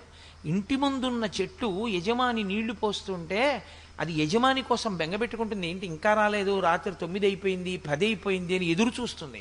ఎందుకంటే దానికి ప్రాణం ఉందండి, అది పెరగట్లా రోజు రోజుకి. దానికి భయం ఉంటుంది, పారిపోదామని, అగ్నిహోత్రం వచ్చేస్తోంది కాలిపోదామని. కానీ కాళ్ళు 2 భూమిలో పెట్టేసి పాతి పెట్టి కాంక్రీట్ వేసేసినట్టు పెట్టేస్తారు. ఇప్పుడు అలా నిలబడి కాలిపోవడం వినా దానికి ఇలా తప్పుకోవడానికి కూడా ఏ మార్గం ఉండదు. దాంతో పోలిస్తే ఈశ్వరుడు మనకిచ్చిన ఉపాధి యొక్క గొప్పతనాన్ని ఆలోచించండి. ఏదో చేసుకోబట్టి ఇందులోకి వచ్చాం. ఇందులోకి వచ్చింది కొనసాగింపుగా మంచి పనులు చేసుకుని తరించి ఇంకొక మంచి ఉపాధిని పొందాలి. కానీ మళ్ళీ మళ్ళీ అటువంటి ఉపాధుల్ని మనంతట మనం పుచ్చుకోవడం ఎందుకు? ఈశ్వరుడి మీద నెపం పెట్టడం ఎందుకు? కాబట్టి బుద్ధిని మార్చు అర్జున. ఏది సత్యమో, ఏది కదలదో, ఏది ఎప్పుడూ ఉంటుందో అది ఇక్కడే ఉంది. అది సత్యం అనుకున్నావా ఇబ్బంది లేదంతే. ఏది అసత్యమో అది సత్యం అనుకున్నావా ఇబ్బంది వస్తుందంతే. ఇది సత్యం, ఇది సత్యం, ఇది ఉంటుంది, ఇది ఉంటుంది, ఇది ఉంటుంది అని వెంపర్లాడుతూ కూర్చున్నాను అనుకోండి, ఉంటుందా? ఒక్కనాటికి ఉండదు. అది అబద్ధం, అది అసత్యం, అది ఉండేది కాదు, అది వెళ్ళిపోతుంది. అది ఉంటుందండి ఉంటుందండి ఉంటుందండి అని ఎన్ని మాటలు చెప్పినా వెళ్ళిపోతుంది. అది అసలు ఉందో లేదో తెలియదండి, లేదండి లేదండి అన్నా లోపల ఉన్న నేను వెళ్ళడానికి ఏం లేదు, అలాగే ఉంటుంది ఆ దేహి. ఏది ఉంటుందో అది నువ్వుగా నిలబడితే నువ్వు ఉద్ధరణ పొందుతావు. అప్పుడు ఇక్కడ ఉన్న నేనే అన్నిటిలో ఉన్న నేను కాబట్టి ఈ నేను సంతోషించడం ఎలా ఉంటుందో ఆ నేను సంతోషించడం అలా ఉంటుంది. కాబట్టి ఇందులో దీంట్లో ఉన్న నేను దేనికి బాధపడుతుందో అందులో ఉన్న నేను దానికే బాధపడుతుంది. నేను నడుస్తుంటే నా కాళ్ళల్లో కర్ర పెట్టాడు అనుకోండి ఎవరో, నేను తూలి కిందకు పడిపోయాను అనుకోండి, పడిపోతే వాడు చూసి పక్క నవ్వాడు అనుకోండి. రేపు అతను నడుస్తున్నప్పుడు కాళ్ళల్లో కర్ర పెట్టారనుకోండి, అతను పడిపోయినప్పుడు ఎలా ఉంటుంది? ఇదే బాధ పొందిందో అది అదే బాధ పొందుతుంది. కాబట్టి ఇందులో ఉన్న నేను దేనికి ఏ బాధ పొందుతుందో అన్నిటిలో ఉన్న నేను అదే బాధ అలాగే పొందుతుంది. ఉపాధి అలా ఉంచండి, సుఖదుఖములను అనుభవిస్తుంది. కాబట్టి ఈ నేనుకి ఆ నేనుకి భేదం లేదు. ఆ నేను ఈ నేను ఒకటే, రెండు ఎప్పుడూ ఉండేవే. కానీ ముక్కల కింద కనపడుతున్నాయి, కానీ ముక్కలు కావు. ఆకాశం ముక్కలైనట్టు కనపడుతుంది. మఠాకాశము, లేకపోతే ఏదో ఒక చోట ఘటాకాశము, కుండలో ఆకాశంలా కనపడుతుంది, ఒక చోట గదిలో ఆకాశంలా కనపడుతుంది. అంత మాత్రం చేత ఆకాశం ముక్కలైపోయిందా? ఆకాశంలో ఏ మార్పు ఉండదు. ఏ మార్పు లేని ఆకాశం ఎలా ఉంటుందో నేను ముక్కలు కాకుండా అలాగే ఉంటుంది. అన్నిటిలో ఉన్న నేను ఒక్కటే, ఈశ్వర చైతన్యమే ఉంది. అరేరే, దీని సంతోషం ఎంతో దాని సంతోషం ఎంత. కాబట్టి దాన్ని ఎందుకు నేను బాధ పెట్టాలి? నేను పెట్టను. ఆ నేను బాధపడ్డం ఈ నేను బాధపడ్డమే. అందుకే నన్నయ్య గారు మహాభారతంలో ఒక అద్భుతమైన మాట అన్నారు. నువ్వు పనులు చేసే ముందు అగ్ని పరీక్ష ఒక్కటే. నేను ఈ పని చెయ్యనా చెయ్యద్దా? చట్రం ఒకటి ఉంటుంది, ధర్మచట్రం అని, అందులో పెట్టి చూడు. సరిపోతే చేసేయి, సరిపోకపోతే వదిలేయి. ఈ పని నాకు ఇతరులు చేస్తే నేను బాధపడతానా? బాధపడతాను, చేయకు. ఈ పని ఇతరులు నాకు చేస్తే సంతోషిస్తానా? సంతోషిస్తాను, చేసేయి. అంతే. ఇదొక్క పరీక్ష నువ్వు పెట్టుకోవడం అలవాటైతే నీకు అన్నిటిలో ఉన్న నేనుతో నీలో ఉన్న నేను సమన్వయం అవ్వడం వచ్చేస్తుంది. అలా కాకపోతే ఏమవుతుందంటే నీలో ఉంటే నేను, వాడిలో ఉంటే నువ్వు అవుతుంది. ఈ నేను నువ్వు మధ్యలో అవిద్య, అజ్ఞానము, అగాధం అంతా వచ్చి దిగిపోతుంది. జన్మ పరంపర నశించిపోతుంది. అన్నిటిలో ఉన్న నేనుతో నీలో ఉన్న నేను కలిస్తే తత్తమ్మ అసి, అది నీవై ఉన్నావు. ఒకటే, ఆ ఈశ్వరుడే నువ్వై ఉన్నావు. అది తెలియనంతసేపు అజ్ఞానమే. కాబట్టి ఇది నువ్వు తెలుసుకుంటే దేహమును పొందుతున్నవాడివి నువ్వే, నీ కర్మల చేత ఈశ్వరుడు కాదు. దేహి ఎప్పుడూ ఉన్నాడు. ఇది తెలుసుకోవయా. జాతస్య హి ధ్రువో మృత్యు ధ్రువం జన్మమృతస్య చ. ఎప్పుడూ కూడా పుట్టినవాడు వెళ్ళిపోతాడు. శరీరము పుట్టినది అంటేనే వెళ్ళిపోతుంది అని గుర్తు. జాతస్య హి ధ్రువో మృత్యువు ధ్రువం జన్మమృతస్య చ. ఇది ఏ కారణం చేత ఎవ్వరూ మార్చగలిగినటువంటి స్థితి కాదు. దీన్ని మార్చడం అనేటటువంటిది ఎవరి తరమైనటువంటి విషయం కాదు అర్జున. అందుకని నువ్వు ఒక్క విషయాన్ని బాగా జ్ఞాపకం పెట్టుకో. ఈ శరీరమును పొందుతున్నవాడివి నువ్వే తప్ప అన్యులు నీకు శరీరమును ఇస్తున్న వాళ్ళు కారు. కాబట్టి ఇప్పుడు ఎవరైనా ఏది జ్ఞాపకం పెట్టుకోవలసి ఉంటుంది? తాను చెయ్యవలసిన కర్మ గురించి తాను ఆలోచించవలసి ఉంటుంది. కర్మ చెయ్యడము అంటే ఏదో చెయ్యడం కాదు. మీరు ఒకటి బాగా జ్ఞాపకం పెట్టుకోవాల్సి ఉంటుంది. అన్నం తినడము అంటే ఎక్కడ పడితే అక్కడ తినడమా? ఇల్లంతా నాదేనండి. మా ఇంట్లో మరుగుదొడ్డి కూడా నే కట్టుకున్నదే. మా ఇంట్లో స్నానాల గది నే కట్టుకున్నదే. మా ఇంట్లో అటక నేను కట్టుకున్నదే. మా ఇంట్లో వంటగది నే కట్టుకున్నదే. మా ఇంట్లో భోజనాల గది, మా ఇంట్లో పడక గది నే కట్టుకున్నవే. మా ఇంట్లో నేను మలమూత్రములు విసర్జించడానికి ఏర్పాటు చేసుకున్న గట్టు కూడా నేను కట్టుకున్నదే. నేను కట్టుకున్న ఇల్లే కదా అని అన్నం పట్టుకెళ్ళి మరుగుదొడ్లో కూర్చొని తింటావా? తినవుగా. అన్నం ఎక్కడ తినాలో అక్కడ తింటున్నావు. అన్నం అక్కడ తింటున్నాను అక్కడ పడుకుంటున్నావా? పడుకోవడం వేరే చోట పడుకుంటున్నావు. అక్కడ పడుకుంటున్నాను కదా అని పడుకున్న చోట మలమూత్రాలు విసర్జిస్తున్నావా? నాలో మలమూత్రాలే కదండి అని వేరొక చోటికి వెళ్ళి విసర్జిస్తున్నావు. ఏమి? నీళ్ళు నువ్వు కట్టుకున్నదే అయినా నువ్వు ఎక్కడ ఏది చెయ్యాలో అది చేస్తున్నప్పుడు కర్మ చేసేటప్పుడు కూడా ఎలా చెయ్యాలో అలా చెయ్యవలసి ఉంటుంది తప్ప నీ ఇష్టం వచ్చినట్టు చెయ్యకూడదన్న సిద్ధాంతాన్ని నువ్వెందుకు అంగీకరించలేకపోతున్నావు? అది కేవలము అజ్ఞానజనితము. నేను మరుగుదొడ్లో తింటానండి అన్నాడు అనుకోండి. నా ఇల్లు నా ఇష్టమయ్యా, నేను కట్టుకున్నాను మరుగుదొడ్డి, నేను మరుగుదొడ్లో కూర్చుని తింటాను. ఏమిటి తింటే వెళ్ళేది నాలోకే, నాలోంచి బయటకు వచ్చేది ఇక్కడే, ఏమిటి తేడా అన్నాడు అనుకోండి. మీరు కాదంటారా, నేను కాదంటానా? కాకపోతే ఆయనతో కలిసి భోజనం మాత్రం ఎప్పుడూ చేయలేరు కదా. మీరు ఆయనతో కలిసి భోజనం చేయగలరా? ఒక్కనాటికి చేయలేరు. సరికదా. ఆయన భోజనం చేస్తుంటే మీరు వెళ్ళి కూర్చుని మాట్లాడడం కుదురుతుందా? కుదరదు. కాబట్టి కర్మ చెయ్యడం అన్న మాటలో మీరు ఒకటి గుర్తుపెట్టుకోవాలి. ఇదే యోగ కర్మసు కౌశలం. గీత అంత అందంగా వెళ్ళింది, అంత అద్భుతంగా ఆయన పరిష్కార దిశగా అలా తీసుకెళ్ళాడు. మనస్సుని నియంత్రించడం అభ్యాసం వరకు కూడా అలా వెళ్ళింది గీత. కాబట్టి నువ్వు కేవలం ఏదో చేసేస్తాను కాదు అర్జున. కాబట్టి ఏదో చేయమన్నారు కాబట్టి యుద్ధభూమికి వచ్చి అయ్యయ్యో వీళ్ళందరినీ చంపడం ఏంటండి, మా గురువు గారు ఉన్నారు, మా తండ్రి గారు ఉన్నారు, తాతగారు ఉన్నారు, వీళ్ళందరినీ నేను చంపనండి అని వెనక్కి వెళ్ళిపోతే పుణ్యం వస్తుంది అనుకుంటున్నావేమో. క్షత్రియుడన్నవాడు ధర్మరక్షణ కొరకు యుద్ధభూమిలో నిలబడి యుద్ధం చేసి అవసరమైతే యుద్ధభూమిలో శరీర త్యాగం చేసేయాలంతే. అలా చెయ్యడం నీ చేత కాకపోతే నువ్వు చెయ్యవలసిన పని చెయ్యని వాడివి అవుతావు. వేదము ఎవరు ఏం చెయ్యాలో చెప్పింది, ఆ వేదం ఏం చెప్పిందో అది చెయ్యాలంతే. అది మర్యాద. ఇప్పుడు అలా చేశావు పండుతావు, అలా చెయ్యలేదు పండవంతే. పండకపోతే ఇబ్బంది వస్తుంది లోకంలో. కాబట్టి తస్మాత్ అపరిహార్యేర్థే, ఇది ఈ జనన మరణ చక్రం అన్నది ఉంది చూసావా, ఇది తప్పించగలిగినది కాదు. దీన్ని ఎవ్వరూ తప్పించలేరు. ఇంకా దాని గురించి ఎందుకు ఏడుస్తావు? నత్వం శుచితుమర్హసి, దానికి ఏడుస్తారా? మీరు ఒక్కటే బాగా జ్ఞాపకం పెట్టుకోండి, భగవద్గీత జీర్ణమైన వాడికి ఏడవడానికి ఏమీ లేదు. ఆయనకి ఏడవడానికి కారణం ఉండదు. భగవద్గీత బాగా జీర్ణమైపోయింది అనుకోండి, ఆయన దేనికి ఏడవాలి? పోతన గారు భాగవతం చేస్తూ ఉన్నారు, మచ్చిక వీరికెల్ల బహుమాత్రము చోద్యము దేహి పుత్రుతున్ చచ్చుతునుండ చూచెదరు తా చావకమాని వారి భంగి ఈ చచ్చిన వానికి ఎచ్చెదరు. ఇదెక్కడి చోద్యము, ఎచ్చట నుండి వచ్చనచ్చటికి పోవుటన ఇజము ప్రణికోటికి అన్నారు. ఏది పుట్టిందో అది పోతుంది, ఏది పుట్టలేదో అది చావదు. దేహి పుట్టలేదు, చావడం. శరీరం పుట్టింది, చచ్చిపోతుంది. జాతస్య హి ధ్రువో మృత్యు ధ్రువం జన్మమృతస్య చ. ఏది చచ్చిపోయిందో అది మళ్ళీ పుడుతుంది. శరీరం చచ్చిపోయింది కాబట్టి మళ్ళీ ఇంకో శరీరంగా పుట్టుకొస్తుంది, ఇంకో చిన్న శరీరంగా పుట్టుకొచ్చి మళ్ళీ పెరుగుతుంది. పెరుగుతోందంటేనే, మార్పు చెందుతోందంటేనే మళ్ళీ మృత్యు వైపు వెళ్ళిపోతోందని గుర్తు. కాబట్టి ధ్రువం జన్మమృతస్య చ తస్మాద్ అపరిహార్యేర్థే. ఇది ఎవ్వరూ తప్పించగలిగినటువంటిది కాదు. దీన్ని మార్చడం ఎవరి తరం కాదు. ఇంకా దేనికి ఏడుస్తావు? నత్వం శోచితుమర్హసి.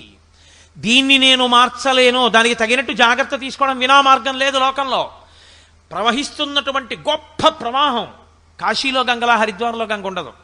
హరిద్వార్లో గంగలో స్నానం చేయాలంటే ఇనప గొలుసులు పట్టుకుని దిగాలి కిందకి. అలా పట్టుకోకుండా గంగే కదండి కాశీలో దిగాను, మీరు అన్నీ అలాగే చెప్తారని దిగితే ఈడ్చేవతలు పారేస్తుంది. ఇక నువ్వు ఉండవు. ఇంట్లో ఏదో కుర్చీలోంచి కిందకి దూకినట్టు పర్వతం మించి దూకుతానంటే కుదరదు.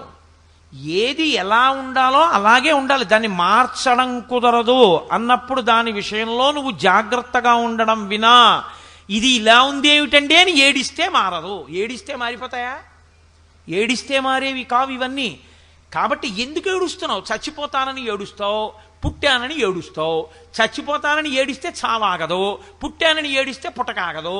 దేహి గుర్తెరగకపోతే దేహి అలా ఉండకుండా పోవడం ఉండదు, దేహము ఉండడం అన్నది ఉండదు. మరి ఇక దేనికి ఏడుస్తున్నావు? నీ ఇంట్లో అగ్నిహోత్రం వేడిగానే ఉంటుంది. అయ్యో మా అబ్బాయి అండి పాప అమాయకుడండి, వాడికి ఏమీ తెలియదు, పిచ్చివాడు, 2 ఏళ్ల పిల్లాడు, నన్ను కాలిస్తే అర్థం ఉంది, నాకు అన్నీ తెలుసు, అగ్నిహోత్రం వేడిగా ఉంటుందని. వాడికి ఏం తెలుసండి?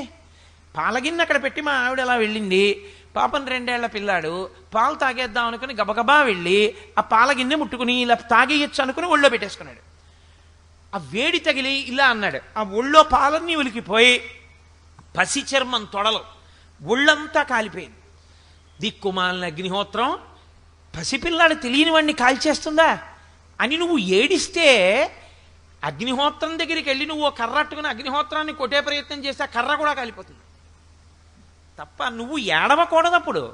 అగ్నిహోత్రం దగ్గరికి నీ పిల్లవాడు వెళ్లకుండా చూసుకోవాలి. ఇది ఈశ్వరుడు పెట్టిన చట్రం, ఈ జనన మరణ చక్రం. దేని కొరకు అంటే ఆయన నియంతయై శాసకుడై బాధ పెట్టడానికి పెట్టలేదు. మళ్ళీ మళ్ళీ అవకాశం ఇస్తే బాగుపడతాడేమో అని పెట్టాడు. మార్చిలో ఫెయిల్ అయిన వాడికి కనీసం మళ్ళీ వెంటనే ఇమీడియట్ సప్లిమెంటరీ అని పెడితే పాస్ అయ్యి మళ్ళీ అకాడమిక్ ఇయర్ వేస్ట్ అవ్వకుండా ఇంటర్మీడియట్ చదువుకుంటాడని పెట్టినట్టు ఈ శరీరం వదిలిపెడితే ఇంకో శరీరం ఇచ్చాడు. పాపం పుణ్యం దాంతో తీసేసుకోరా అని. అసలు ఎన్ని జన్మలు ఎత్తినా నీకు ఇది తెలియకుండా ఇంకా శరీరం పుచ్చుకోవడం శరీరంతో ఉండిపోవడం ఇదే సంతోషమైతే ఎలా కుదురుతుంది అర్జున? కాబట్టి తస్మాద్ అపరిహార్యేర్థే, తప్పించలేని చక్రం అది, జనన మరణ చక్రం. దాని విషయంలో నువ్వు చెయ్యవలసింది ఒక్కటే, నత్వం శోచితుమర్హసి. ఏడవకూడదు. నేను చచ్చిపోతానని ఏడవకో. ఇక నేను చావడం అంటూ ఉండేది శరీరానికి కాబట్టి చచ్చిపోయే శరీరంలోకి నేను వెళ్లకుండా ఎలా ఉండాలని ఏడు. అది ఆలోచించవలసిన విషయం. చావకుండా ఉండడానికి నువ్వు చచ్చిపోయేవాడివి కానే కావు, నువ్వు ఆత్మవి, నువ్వు లోపల ఉన్న దేహివి. నువ్వు దేహివన్న సత్యాన్ని నువ్వు తెలుసుకోచాలి. నువ్వు ఆ సత్యాన్ని తెలుసుకున్న ఉత్తర క్షణంలో భయం పోతుంది, అయోమయం పోతుంది. ఇదే నేను మీకు ఒక్క మాట చెప్పి పూర్తి చేస్తాను. రజ్జు సర్ప భ్రాంతి అంటారు, అద్వైతంలో చాలా ఎక్కువగా ఉపయోగిస్తారు దీన్ని. చీకట్లో వెళ్ళిపోతున్నాడు, ఎదురుగుండా ఏదో కదులుతోంది, అడ్డంగా పడుకుని ఆగిపోయాడు. అమ్మ బాబోయ్ ఎంత పెద్ద పామో, నల్లత్రాచు ఇక్కడ తిరుగుతోందన్నారు, ఇదిగో పడుకుంది ఇక్కడ అన్నాడు. కాదేమో త్రాడేమో ఇది అనుకున్నాడు. తల పైకెత్తినట్టు అనిపించింది. అమ్మ బాబోయ్ పామే. ఇంకొక 2 అడుగులు వెనక్కేసి చూస్తున్నాడు, అలా ఎటు కదులుతుందని. అది అక్కడే ఇలా తిరుగుతోంది. బుస్ బుస్ అన్న శబ్దం వస్తోంది. పామే హడిలిపోయేలా నిలబడిపోయాడు. గభాలన గోడ దగ్గరికి వచ్చి దొరగారు అన్నారు, ఏం కోటేశ్వరారు అలా నిలబడిపోయారే, వెళ్తారుగా ఇలా గుడికి వెళ్ళటంలేదే అన్నారు. దొరగారు పాము దొరగారు అన్నారు. పామా? ఇక్కడ పాము ఎక్కడుంది కోటేశ్వరారు, ఇక్కడ పాములేం లేవే అన్నారు. లేదు దొరగారు, నల్లత్రాచు పడుకున్నది, మీరు కూడా లోపలికి వెళ్ళిపోండి. ఇప్పుడు మీరు బాగా జ్ఞాపకం పెట్టుకోవాల్సి ఉంటుంది. నేను అది పామా త్రాడా తెలియాలి. భయంతో ఉన్నాను, ఉద్వేగంతో ఉన్నాను, ఒళ్ళు చెమట పట్టేస్తోంది, బుసలు వినపడుతున్నాయి, పడగ కనపడుతోంది, నల్లటి పాము పడుకునుంది. ఈ స్థితిలో దొరగారు పట్టుకొచ్చి నా చేతిలో కోటేశ్వరారు ఈ యాపిల్ పండు పట్టుకోండి అన్నారు అనుకోండి, నాకేమైనా భయం తీరుతుందా? కోటేశ్వరారు ఈ 10,000 జేబులో పెట్టేసుకోండి అన్నారు అనుకోండి, 10,000 జేబులో పెట్టేసుకుంటే ఏమైనా తీరిపోతుందా? లేకపోతే మా అబ్బాయి వచ్చి నాన్నగారండి మీరు చదువుకున్న ఇదిగో రామాయణ గ్రంథం పట్టుకోండి అన్నాడు అనుకోండి, నా భయం తీరుతుందా? దొరగారు టార్చ్ లైట్ పట్టుకొచ్చి ఇలా వేశారనుకోండి, ఏమవుతుంది? పోయిందంతే. ఊరే ఇది తాడ్రా అన్నానంతే. తాడ్రా అనగానే పడగలేదు, తాడ్రా అనగానే బుసలేదు, తాడ్రా అనగానే పాము లేదు. దగ్గరికి వెళ్ళి ఇలా చేత్తో పైకెత్తి దొరగారు దొరగారు అచ్చు పాములో ఉంది చూసారా, ఇది చూసి ఎంత భయపడిపోయానండి ఆయన అలా పక్కన బారేసి వెళ్ళిపోయాడు. ఏది సత్యమో అది తెలియగానే భయం పోయింది, ఏది సత్యమో అది తెలియగానే నీకు పట్టిన చెమట్లు పోయాయి, ఏది సత్యమో అది తెలియగానే నీకున్న ఆందోళనలన్నీ పోయాయి. ఏది సత్యము, దేహి సత్యమో, దేహి సత్యమనేటటువంటిది నీ ఎరుకలోకి వచ్చి అనుభవంలోకి రావాలి. ఇప్పుడు నేను పెద్దగా మాట్లాడేసినట్టు మాట్లాడేస్తే సుఖం కాదు, అనుభవంలోకి రావాలి. అనుభవంలోకి వచ్చి లోపల ఉన్నది ఎప్పుడూ ఉంటుంది, అది అంతటా ఉన్నది అని నేను తెలుసుకోగలిగాను అనుకోండి, అంతటా అది నామరూపములుగా కనబడ్డ మాయ తప్ప యథార్థముగా అది అదిగానే ఉన్నది అని నేను జ్ఞానమన్న దీపము చేత దర్శనం చేస్తే, ఆనాడు సత్యము ఎరుకలోకి వస్తే అప్పుడు మాత్రం ఇక శరీరంలోకి రాను. నేనుగా మిగిలిపోవడం అంటే ఆత్మయందు కలిసిపోయి పరమేశ్వరుడి యందు లయమై అలా ఉండిపోతాను. కాబట్టి అర్జున, ఇది సత్యం, దీన్ని తెలుసుకో. అంతేకాని జనన మరణ చక్రం గురించి భయపడి శరీరం అంటాయంటే, ఇలా తెచ్చుకుని నువ్వు తెచ్చుకున్నవే ఈ శరీరాలు. ఎంత గొప్ప సత్యాన్ని ఆయన బోధ చేస్తున్నాడో మీరు ఈ 2 శ్లోకముల వలన గుర్తెరుగుదురుగాక. రేపటి రోజున పద్మశ్రీ శోభానాయుడు గారు ఇక్కడ నర్తించడం కోసమని 2 రోజుల పాటు వస్తున్నారు. ఆ తల్లి ఆవిడ గొప్ప విదుషీమణి, నటరాజానుగ్రహాన్ని పరిపూర్ణంగా పొందినటువంటి తల్లి. ఆవిడ నర్తన అంటే అదేం సామాన్యమైనటువంటి నర్తన కాదు. ఆవిడ నటరాజస్వామి వారి యొక్క పరిపూర్ణమైన కృపాకటాక్షములను పొందిన వ్యక్తి. నేను ఎందుచేతనంటున్నానంటే ఈ మాట, నేను ఆవిడ నటించినటువంటివి, ఆవిడ చేసిన నాట్యాలు కొన్ని చూశాను. కొన్ని చూడటమేమి యథార్థంగా చెప్పాలంటే, శోభానాయుడు గారి డ్యాన్స్ రాజమండ్రి ఆనంద్ కళా కేంద్రంలో జరుగుతోంది అంటే, నేను పెద్దాపురంలో కాపురం ఉన్న రోజుల్లో ప్రత్యేకంగా దానికోసం బస్సులో వెళ్ళి అది చూసి రాత్రి ఎప్పుడో కారు వేసుకుని ఇంటికి వచ్చేవాడిని. ఆవిడ నాట్యం అంటే నాకు అంత ఇష్టం. ఎందుకో తెలుసా అండి, అదంత శాస్త్రీయంగా ఉంటుంది. ఆవిడ స్వామి నేనుండ వైకుంఠమందు అని ప్రియా కార్తికేయన్ అని ఆవిడ వెంకటేశ్వర స్వామి వారు వేసేవారు శ్రీనివాస కళ్యాణంలో. ఆవిడ నర్తన అంటే ఈ రోజుల్లో నాట్యం చేసే వాళ్ళకి అసలు పెదవులు కదలవు. పాడుతున్న పాటకు అనుగుణంగా పెదవి కదపరు, భావ ప్రకటన ఉండదు. లాస్యం ఉండాలంటే భావ ప్రకటన ఉండాలి. భావ ప్రకటనము చెయ్యగలగడం ఎవరికి వస్తుందో తెలుసా అండి? ఆ పక్కన పాడుతున్నటువంటి పాట యొక్క అర్థము బాగా తెలిసి ఉండి, ఎవరి గురించి పాడుతున్నారో దాని వెనక ముందు విషయాలు ఏమిటో, అందులో ప్రతిపాదింపబడిన రసం ఏమిటో బాగా తెలిసిన్నవారైతే తప్ప అసలు అలా నర్తించలేరు. ఆవిడ ఈ వయసులో కూడా నిజంగా ఆవిడ అలా నర్తించగలుగుతున్నారంటే ఆవిడ కారణజన్మురాలు, మహాతల్లి. అటువంటి కారణజన్మురాలు రేపటి రోజున ఇక్కడ నాట్యం చేయడానికి వస్తున్నారు. రేపు ఎల్లుండి కూడా.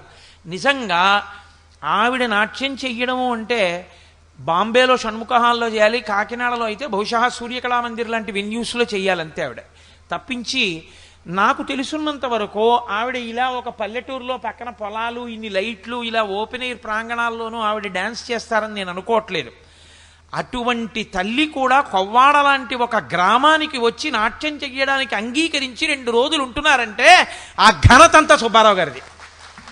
మహానుభావుడు అంత భక్తితో జీవితాన్ని గడుపుతూ అంత వినయం. నేను అప్పుడప్పుడు అంటుంటాను మా వాళ్ళతోటి, నేను అసూయ పడుతుంటా సుబ్బారావుని చూస్తే ఆ వినయం నాకు లేదే అని ఏంటుంటాను. ఇలాగే ఉంటారు, ఎప్పుడు నాకు ఇది ఉందని ఇలా తలెత్తారు. ఆయన వినయానికి కదిలి వస్తున్నారు ఆవిడ అనుకుంటున్నాను నేను. రేపటి రోజున నృత్య కార్యక్రమం ఉంది, 7 గంటలకు ఉంటుంది. ఆ సుబ్బారావు రేపు 7 గంటలకి ప్రారంభం అవుతుంది. కానీ కొంచెం ముందుగానే మనం ఖాళీ చేయవలసి ఉంటుంది. ఆవిడ డ్యాన్స్ చేయడం అంటే ఇలా స్టేజ్ మీద చేయరు, దానికి ప్రత్యేకం సెట్స్ కూడా వేసుకుంటారు. అందున మీరు చూసి తీరాలి. నేను ఒక్కసారి చూసి తెల్లబోయిన సాయిబాబా గారి యొక్క బ్రాహ్మీ స్థితిని నర్తించారు ఆవిడ. ఇక్కడే ఈ స్టేజ్ మీదే చూశాను. ఇప్పుడు ఉందా అండి ఆ డ్యాన్స్? ఆవిడ అది ఆ బ్రాహ్మీ స్థితి నోటితో చెప్పేది కాదు, అసలు అద్భుతం. అది పిల్లలతో గోళీలు ఆడుకుంటారు. ఆ బ్రాహ్మీ స్థితిలో ఉన్నవాళ్ళు పిల్లల్లో పిల్లాడైపోతారు. అసలు నోటితో చెప్పడం కుదరదని. యొగరతో వా భోగరతో వా సంగరతో వా సంగవిహీన యస్య బ్రహ్మణి రమతే చిత్తం నందతి నందతి నందచ్చైవ. సాయిబాబా గారు పిల్లలతో గోళీలాడడం దగ్గర నుంచి ఆవిడ అభినయిస్తారు ఆ బ్రాహ్మీమయమూర్తిగా. అసలు ఈవిడికి ఏమిట్రా, ఎక్కడి నుంచి వచ్చింది ఈ శక్తి అనిపిస్తుంది. అటువంటి నటరాజ ఉపాసకురాలు 2 రోజుల పాటు నాట్యం చేయడానికి ఇక్కడికి వస్తున్నారు. ఆ కారణం రీత్యా నేను ఇలా ఒళ్ళు మరిచి 15 గంట 20 నిమిషాలు ఎక్కువ తీసుకుంటే బాగుండదు. ఇంకొక కార్యక్రమానికి ప్రతిబంధకం కాకూడదని నేను గంట ఉపన్యాసం చెప్పి ఆపేస్తున్నాను. చెప్పలేక కాదు 2 గంటలు. కాబట్టి రేపటి రోజు మాత్రం 5:45కే ఉపన్యాసం ప్రారంభం చేస్తాను. 5:45కి మొదలుపెట్టి 6:30 5:07 మధ్యలో ఆప్ చేసేస్తాను. అసలు నేను అది కూడా ఎందుకురా నువ్వు చెప్పడం, రేపు రోజు మానేస్తే నీకేమైనా సంకటమా అని మీరు అనుకోకండి. నేను మానేస్తాననే అన్నాను. రేపు ఎల్లుండి నేను చెప్పనండి, ఆవిడ నాట్యం చూద్దామని చెప్పాను. సుబ్బారావు గారు అన్నారు, అలా కాదులేవయా, పేపర్లో వేశాం కదా. ప్రవచనం అనేటటువంటిది ఒక గొప్ప కార్యం జరిగేటప్పుడు ఈశ్వర సేవ యందు బోధ అన్నది చాలా చాలా ప్రధానం. అందులో సాయిబాబా గారి జీవితం అంతా నిజానికి ఆ అందించిన ప్రక్రియ. అటువంటి చోట ప్రవచనం ఆగిపోకూడదు. అందుకని నీకు ముందు ఇంకో బల్ల వేస్తాను, రేపు దాని మీద కూర్చుని చెప్పు 2 రోజులు అన్నారు. అందుకని రేపు ఎల్లుండి ఆ ముందు కూర్చుని మీ అందరికీ కొంచెం భరించవలసి ఉంటుంది నన్ను మీరు. కాబట్టి ఒక్క 30 నిమిషాలో 45 నిమిషాలో ఏదో ఒక విషయాన్ని గీతలోంచి మాట్లాడతానంటే దీనికి కొనసాగింపే మాట్లాడతాను. తదనంతరం 2 రోజులు ఆవిడ నృత్య కార్యక్రమం ఉంటుంది. 2 రోజుల తరువాత మళ్ళీ యథాతథంగా కార్యక్రమాలు ఉంటాయి. కాబట్టి రేపటి రోజున మీరు ఇవాళ వచ్చినట్టుగా వస్తే మీకు ఆ కుర్చీలు దొరకవు. 2, మీరు ఆ నృత్యాన్ని ఎక్కడో నిలబడి చూస్తే చాలా ప్రతిబంధకాలు ఉన్నాయి. కాబట్టి మీరు అందంగా చూడడం కుదరదు. కాబట్టి అందంగా మీరు అంత గొప్ప కార్యక్రమం కొవ్వాడకొచ్చి శోభానాయుడు గారు చెయ్యాలంటే సుబ్బారావు గారు అడగకపోతే ఆవిడ వస్తారని నేను ఒక్కనాటికి అనుకో. ఇది కొవ్వాడవాసుల అదృష్టం. కొవ్వాడ పరిసర ప్రాంతాల వాళ్ళు దీన్ని వినియోగించుకోకపోతే ఇంకా అంతకన్నా అమాయకత్వం, ఇంకా అంతకన్నా దురదృష్టం ఇంకోటి లేదు. కాబట్టి రేపు సాయంకాలం తాళాలు పెట్టేసి ఇళ్ళకి అందరూ కుటుంబాలతో వచ్చేయండి, చూద్దురు కానీ నిశ్శబ్దంగా మాత్రం కూర్చోండి. ఆవిడ్ని ఆయన అంత అభిమానంగా అంత గౌరవంగా తీసుకొచ్చినందుకు ఆవిడ మర్యాద నిలబడాలి. మనం నిశ్శబ్దంగా ఉంటే చాలు. కాబట్టి రేపు సాయంకాలం 5:15 నుంచే మీరు స్థానాలు ఆక్రమించకపోతే మీకు కూర్చుని చూడడానికి అవకాశం చిక్కదు. కానీ కార్యకర్తలు కొన్ని స్థానాలు ఆప్ చేసి ఇందులో కూర్చోకండి అన్నవి మాత్రం ఆక్రమించేయకండి. పెద్దరికాలు కొంతమందిని కూర్చోబెట్టుకోవడం వాళ్ళకు ఉంటాయి కదా. నా మాట పట్టుకుని కోటేశ్వరరావు కూర్చోమన్నాడు, అన్నింట్లో కూర్చుంటుకోండి. ఏదో 2 వరుసలో 3 వరుసలో వాళ్ళు అడుగుతారో ఉంచండి. ఇప్పుడు దీని తరువాత ప్రవీణ్ కుమార్ అనుకుంటాను, చిరంజీవి ప్రవీణ్ కుమార్ మంచి వృద్ధిలోకి వస్తున్నవాడు. నాకు అన్నిటికన్నా అతనిలో నచ్చిన విషయం ఏమిటంటే ఓ మాట అన్నాడు ఈ మధ్య అయ్యప్ప స్వామి గుళ్ళో పాట పాడి, ఇవాళ నేను ఈ పాట పాడగలుగుతున్నాను అంటే దీనికి అంతటికీ కారణం కర్త కర్మ క్రియ మా గురువు గారు పెద్దాడ సూర్యకుమారి గారే అన్నాడు. గురువు యందు ఆ గౌరవం లేని వ్యక్తి ఆధ్యాత్మికతలో కానీ, నాదోపాసనలో కానీ, నృత్యంలో కానీ ఎందులో రాణించాడు. ఆ పిల్లవాడు చిన్న వయస్సులో పట్టుకోవలసిన విషయాన్ని పట్టుకున్నాడు. అందుకే నాకు ఆ పిల్లాడంటే ఒక ప్రత్యేకమైన అభిమానం. ఏమిటి అభిమానం అంటే గురువు గారి మీద అతనికి ఉన్న గౌరవం. ఆ గురువు మీద గౌరవం అలా నిలబడాలి. అతను శివశంకరి అన్న పాట ఒకటి ఘంటసాల గారు పాడింది, జగదేక వీరుని కథ అనుకుంటాను సినిమా, నాకు గుర్తులేదు సరిగ్గా. అది సామాన్యమైన పాట ఏం కాదు, చాలా బాగుంటుంది. ఆ పాట కూడా అవలీలగా పాడాడు మన అయ్యప్ప స్వామి గుళ్ళో. కాబట్టి నేను కూడా కాసేపు 2-3 కీర్తనలు అతను పాడుతుంటే వింటాను. చక్కగా అటువంటి పిల్లల్ని మనం అభ్యున్నతి పథంలోకి తీసుకురావాలి. వాళ్ళు రేపు సంతోషంగా చెప్పుకోవాలి, పెద్ద విద్వాంసులై కాకినాడ కొవ్వాళ్ళలో చేసిన సభలో పాడితే ఎంత సంతోషం పొందానో అని. కాబట్టి చక్కగా మీ అందరు ఇలాగే నిశ్శబ్దంగా కూర్చుని అతని యొక్క గానామృతాన్ని గ్రోలెదరుగాక. మంగళాశాసనపరై మదాచార్య పురోగమై సర్వైశ్య పూర్వైరాచార్యై సత్కృతాయాస్తు మంగళం. మంగళం కోసలేంద్రాయ మహనీయ గుణాత్మనే చక్రవర్తి తనూజాయ సర్వభౌమాయ మంగళం. ఉమాకాంతాయ కాంతాయ కామితార్థప్రదాయినే శ్రీగిరీశాయ దేవాయ మలినాథాయ మంగళం. కరచరణకృతం వా కర్మవాక్కాయజం వా శ్రవణనైనజం వా మానసం వాపరాధం విహితమవిహితం వా సర్వమేత్తక్షమస్వ శివ శివ కరుణాబ్ధే శ్రీ మహాదేవ శంభో. సర్వం శ్రీ ఉమామహేశ్వర పరబ్రహ్మార్పణమస్తు. స్వస్తి.